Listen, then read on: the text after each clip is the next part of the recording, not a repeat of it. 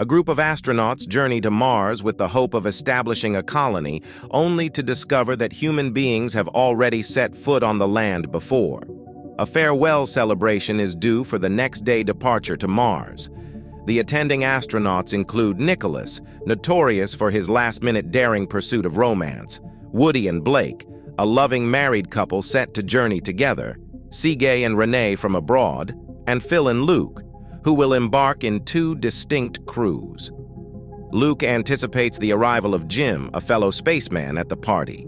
Luke's wife urges him to have a heart-to-heart with their son Bobby before he departs. Bobby tearfully confesses his fear of missing his father, wondering who will fulfill the nightly book-reading ritual. Luke comforts his son by promising to read the same book in space each night, whilst Bobby follows suit back on Earth, symbolizing a shared reading experience. Jim's arrival at the party is greeted with a warm welcome. A melancholic moment unfolds as Jim, Woody, and Luke's jovial conversation takes a somber turn when Maggie, Jim's deceased wife, is mentioned. The duo nostalgically recalls their shared dream of traveling to Mars, which was cut abruptly short due to Maggie's illness, prompting a sickly, saddened Jim to abandon his Martian aspirations to care for her. Jim's tears flow freely when Luke candidly expresses his pain, stating that the couple deserved the journey more than anyone, but comforts Jim, stating their dreams live on. Fast forward 13 months, the team comprising Luke, Renee, Nick, and Sergei arrives at Mars. Their rover stumbles upon an unusual mountain with a peculiar sheen. Upon analyzing the mountain, they presume it could potentially conceal an ice reservoir underneath. The team excitedly report their findings to the global space station, where Terry, Woody, Phil, and Jim are stationed. They convey their plan to conduct an exploratory mission on this uncanny mountain. Upon reaching the mountain, an eerie signal rings in their headsets. A radar scan reveals that, contrary to their initial ice presumption, the mountain appears to be metallic. Luke dismisses the initial findings as inaccurate and requests a rescan using increased power. The augmented scanning power, however, triggers a burst of energy from the mountain, causing a complete system malfunction in their equipment and the formation of a menacing, entity-like tornado. In a horrifying turn of events, the swirling forces abruptly end Sergei's life. With the calm following a tornado's wrath, an enormous metal visage is unveiled, previously hidden by a mountain. On Earth's space station, an emergency conference is convened, prompted by a powerful energy surge from Mars, followed by an immediate loss of almost all communication channels. They receive a barely discernible video message from a severely wounded Luke, narrating the demise of his crew and an unknown aggressive entity. Woody makes an attempt to persuade the station's commander to deploy a rescue mission for Luke. However, this is met with skepticism due to safety concerns and uncertainty about Luke's survival, especially given the cessation of all messages.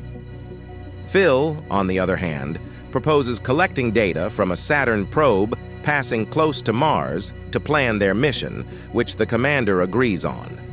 Woody convinces the commander that only Jim can steer the ship due to his extensive Mars training and his significant role in creating all the Mars mission layouts alongside Maggie. Despite initial hesitation, the station captain concedes. As the mission unfolds, several months later, the team of Jim, Woody, Terry, and Phil are approaching Mars. They anticipate key information from a Saturn probe set to pass near Mars, while Phil creates DNA from candies, humorously eaten by Jim. The probe's images reveal 3 graves close to the departed team's base camp, leading to speculation about Luke's survival. Although Terry argues it indicated there was no one to bury him, Phil holds out hope. As they examine the location of the previously detected energy pulse still emitting, they run into a technical difficulty with the probe. Abruptly, their ship is bombarded by micrometeoroids, causing significant damage to the hull and rapid air leakage. Unbeknownst to the crew, the fuel tanks also suffer damage. The situation escalates when they begin their descent into Mars's atmosphere, losing fuel rapidly due to the damage. As a result, an explosion engulfs their ship, compelling them to evacuate into space, tethered only by their suits. Their hope is to reach a refueling module in Mars's orbit from prior missions. However, the module is further away than anticipated. Making a daring decision, Woody decides to use up his jetpack's fuel to reach the module with a grappling hook wire. If successful, his teammates can use the wire to reach following him. Despite the risks, he pulls off the risky maneuver, securing the wire. After overshooting his mark, he was deserted in space, out of jetpack fuel. The situation shattered Terry, who insisted they save Woody. However, the harsh reality was understood by Jim and Woody. There was indeed insufficient fuel for a rescue mission. Despite their warnings, Terry attempted the rescue. She attempted to bring Woody back using a grappling gun, but the wire fell short, to the point where Woody had to sacrifice himself to stop her from doing the same out of desperation. Finally, Jim, Terry, and Phil managed to successfully land the refueling module on Mars, making it to the base camp of a previous mission. Most of the equipment was damaged, but not beyond repair, providing them with the potential means for returning home. Surprisingly, they discovered thriving plant life within the experimental greenhouse, a sight that astounded Jim. Often under the impression he was hallucinating, Luke attacked Jim. However, Jim convinced him of reality by mentioning a shared book between him and Luke's son, Bobby. Luke then revealed his survival story, explaining how he relied on the greenhouse for sustenance. The rest of his team had not been as fortunate and perished in an incident. He believed he had survived for a reason, to uncover a secret related to the face on Mars, an unusual formation resembling a human face seen through satellite images. Luke, who had been studying a signal emanating from the face for a year, discovered that it formed a DNA pattern. This pattern, he theorized, was a self-portrait left by an alien race, a declaration of who they were. However, Terry noted that the last pair of chromosomes was missing from the pattern, dismissing the possibility of it being human. While packing for their return journey to Earth, Jim saw some spilled candies that reminded him of his conversation with Phil. He then realized the pattern was not a display of identity, but a test for humans to fill in the missing pair of chromosomes. It became clear to him that Luke's team had been attacked due to their radar waves interfering with the face. In the test, Jim's interpretation was deemed incorrect. He posits that manipulating the radar's radio waves may nudge them towards the correct solution. Though this idea is met with skepticism by his team, Jim persuades them that failure makes the mission pointless and disrespects those who've sacrificed their lives. To proceed with a cautionary approach, they transmit the updated radio waves to the elusive facial structure on Mars via a rover. The applicative transmission projects the correct solution to the genetic enigma. Suddenly, a white passage appears on the Martian surface. Jim, along with Terry and Luke, venture into the novel realm, telling Phil to prepare the return module, regardless of their return.